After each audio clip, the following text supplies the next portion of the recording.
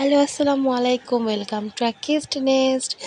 তো আজকে আপনাদের সামনে নিয়ে আসলাম বৃষ্টির দিনে কিভাবে ভিজে ভিজে ছাতা মাথায় দিয়ে রান্না করতে হয়, তাও যদি হয় মাটির চুলা, সাথে গরুর মাংস।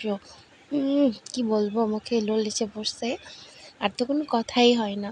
তো মামা বাড়ি বেড়াতে গেছি, এদিকে আমার মামার চুলার পরটা নতুন দিবে, এই জন্য ছাউনিটা দিতে পারে নাই। তো এদিকে আমি রান্না করতে বসছি, হঠাৎ করে ঝপঝপে বৃষ্টি এসে পড়ছে। কী করা, ছাতা নিয়ে বসে বললাম। রান্না অর্ধেক রেখে তোর ঘরে যাওয়া যায় না, নানু অনেক বারবার বলছিল গ্যাসের চুলায় নিয়ে দিতে। কিন্তু আমি ভাবলাম যে না, গ্রাম অঞ্চলে এই মাটির চুলাতেই রান্না খুব মজা হয়। এই জন্য ভাবলাম যে ওয়েদারটা উপভোগ করি। তো আমার বোন আমার ভিডিও করে দিতেছিল, দেখো ধীরে ধীরে বৃষ্টি এখনও পড়তেছে। এই আবহাওয়াটা এত সুন্দর ছিল, যারা গ্রামে থাকো শুধু তারাই বুঝতে পারবা। অনেক সুন্দর ধান ক্ষেত, মরিচ ক্ষেত, আর বৃষ্টি বর্ষার দিনে তো আরও সুন্দর লাগে।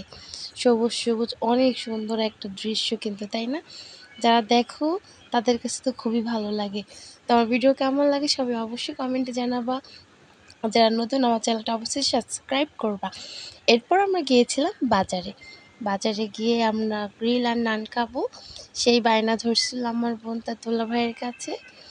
তো ভাবলাম যে নিয়েই আসি। তো এরপর আমরা গেলাম, আমার ছেলেও অবশ্য অনেক পছন্দ করে, তাই আর বেশি আনা। তো যাই দেখি যে মুরগা তাদের পুরানো অলমোস্ট ডান। তোমাকে বলতেছে আমি লাস্টেটা দিব।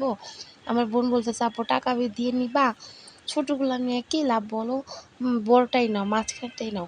তো কি বলবো, এই খাবারগুলা আসা মানে বাড়িতে নিয়ে এসে খাইছিলাম, এখানে বসে খাইনি আমরা, সবাই মিলে শেয়ার করে খাবো এই জন্য নিয়ে আসছিলাম। তো আমার ছেলে এখানে দেখাইতেছিল, আম্মু দেখো কি সুন্দর ছবি।